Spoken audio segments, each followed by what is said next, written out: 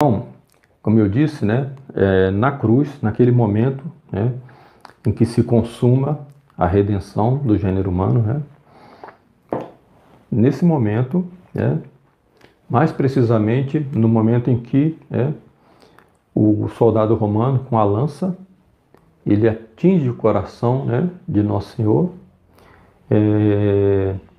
Isso era uma prática, né, dos romanos. Os romanos, para apressar a morte dos crucificados, eles quebravam, né, os seus ossos das pernas, para que o peso da gravidade, né, fizesse com que aquele corpo agonizante do crucificado ele pendesse sufocando. Então eles morriam por asfixia. A Sagrada Escritura dizia que nenhum osso seria quebrado, né, do Messias. Então, quando os soldados foram quebrar as pernas de Nosso Senhor, eles perceberam que ele já estava morto. Então, o soldado, o lanceiro, né, ele, para se certificar, ele vai atingir o coração. Então, ele vai atingir a partir aqui, né, do flanco direito de Nosso Senhor, né. Os lanceiros romanos, eles utilizavam, né, essa prática de atingir o coração pelo lado direito, porque geralmente no combate, né, o inimigo protegia, né, o seu coração com um escudo. Então eles atingiam o coração pelo lado oposto. Então eles eram muito habilidosos, né, em atingir o coração num golpe certeiro. E no momento que ele faz isso, desse lado direito de Nosso Senhor vai sair sangue e água. E então aqui nós temos, né, o nascimento da Igreja Católica. A Igreja Católica nasce nesse preciso momento. Mas ao mesmo tempo que nasce a Igreja Católica, vai nascer também a Sinagoga de Satanás. E por que se dá assim, né? Porque no momento da morte de Nosso Senhor, né, o véu do templo de Jerusalém, né, ele vai se romper, né, vai romper o véu do Santíssimo, né. Isso significa que aquela antiga aliança, né, Nosso Senhor diz antes de morrer, né, tudo está consumado. Então consumou-se o Antigo Testamento, né, a antiga aliança foi desfeita. Então o véu do templo se rompe, né, se parte, né, simbolizando assim, significando assim, né, que agora nós temos o nascimento da Igreja Católica, né, da nova e eterna aliança que substitui, né, a antiga igreja, por assim dizer, né, que era a religião do templo do Deus verdadeiro, né? E isso acontece justamente, como eu disse, na maturidade dos tempos, né? O momento que era o momento adequado para que isso tivesse acontecido, né? Então, os filhos de Israel, né, eles vão se dividir também, a partir daí, né?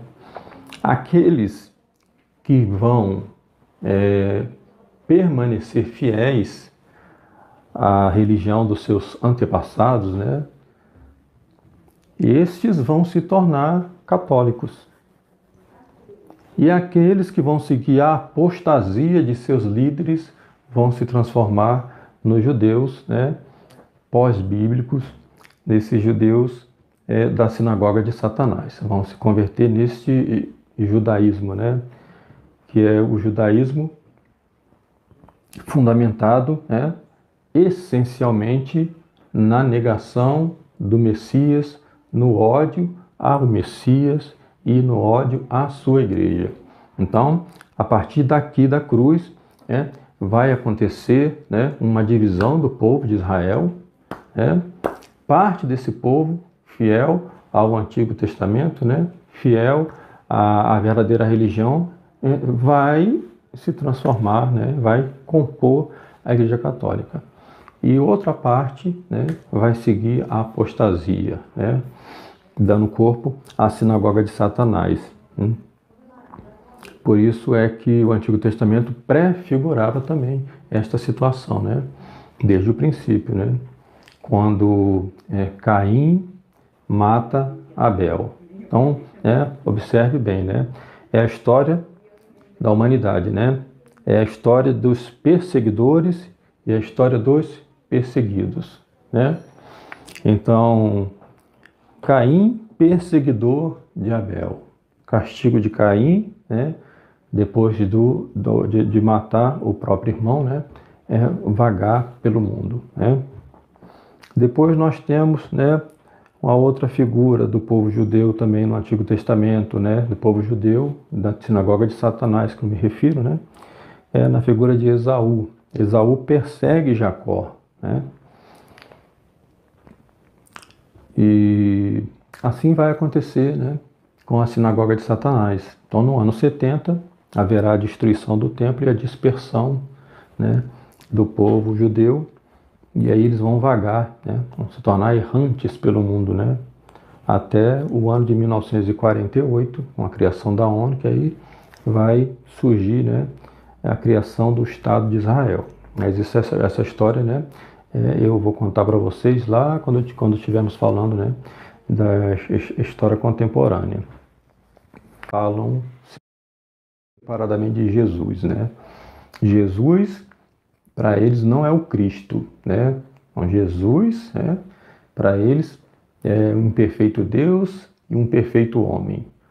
Quando eles falam Cristo, eles usam essa palavra num sentido que também, né, pode contemplar também aos judeus, né, que esperam a vinda de Cristo, né, porque Cristo é o Messias, é o ungido, né.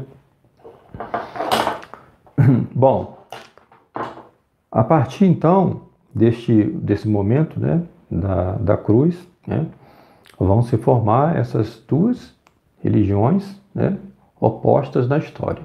Então eu recomendo muito a leitura deste livro aqui, né, do padre Julio Mainvielle, El Judio e El Mistério de la História. Recomendo muito, é um livro bem curtinho, né, mas que esclarece, né, bastante sobre esses 2000 anos de história, desde a morte de Cristo até os dias atuais, né. Então, ele tira aqui algumas conclusões teológicas, né. Vou dizer assim, um pequeno resumo, né. Depois de Cristo, não há para os descendentes de Abraão senão dois caminhos: ou ser cristão, aderindo-se a Cristo, ou ser judeus. Aquele que, sabendo, não se converte sinceramente ao cristianismo, né, ou seja, aquele judeu, né, que não se converte ao cristianismo, ele vai se converter, né,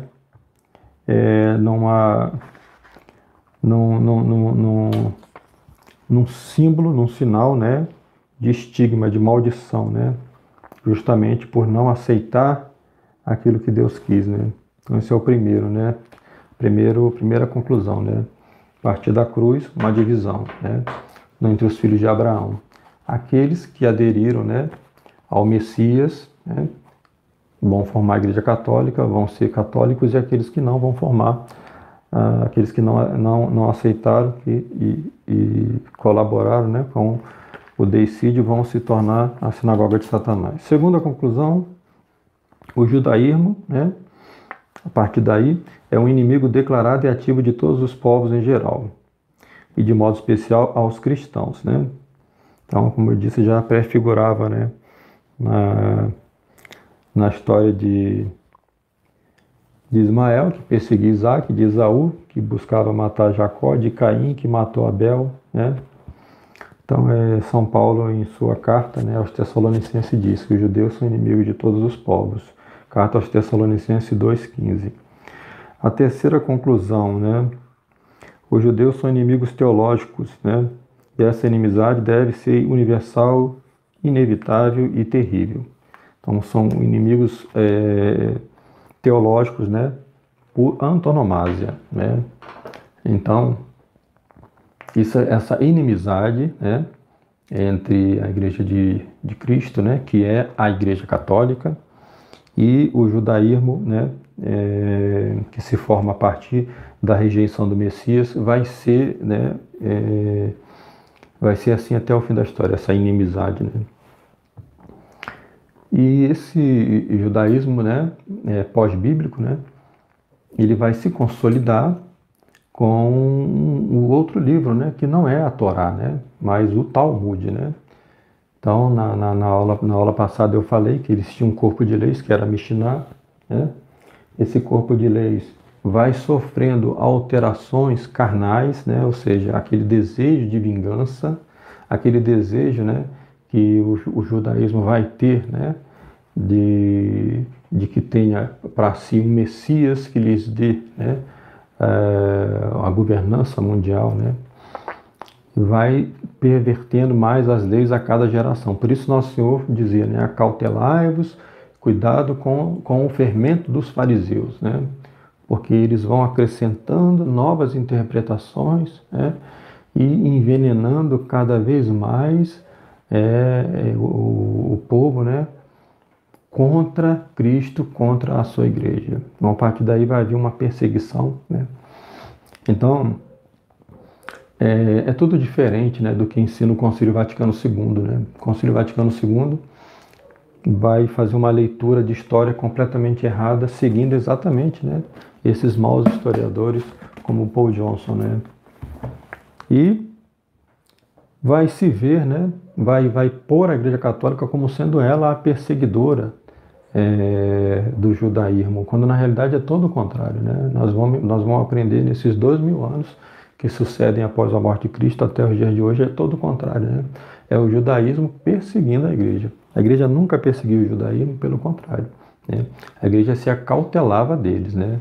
Nosso Senhor ensinou, acautelai-vos do fermento dos fariseus. A igreja então, né, procurava, né, se proteger, né? Mas jamais a igreja ensinou que se deveria persegui-los, que se deveria matá-los. Mas a igreja, pelo contrário, sempre exortou pela conversão deles. Aí está o verdadeiro amor ao povo judeu, né? O Concílio Vaticano II decretou verdadeiramente um ódio contra o povo judeu, né? Aí sim, porque ao não buscar a conversão desse povo para o Messias, né, para nosso Senhor Jesus Cristo, lança esse povo, né, a suas próprias forças naturais, né, negando-lhes assim a graça santificante que poderia lhes dar a vida eterna.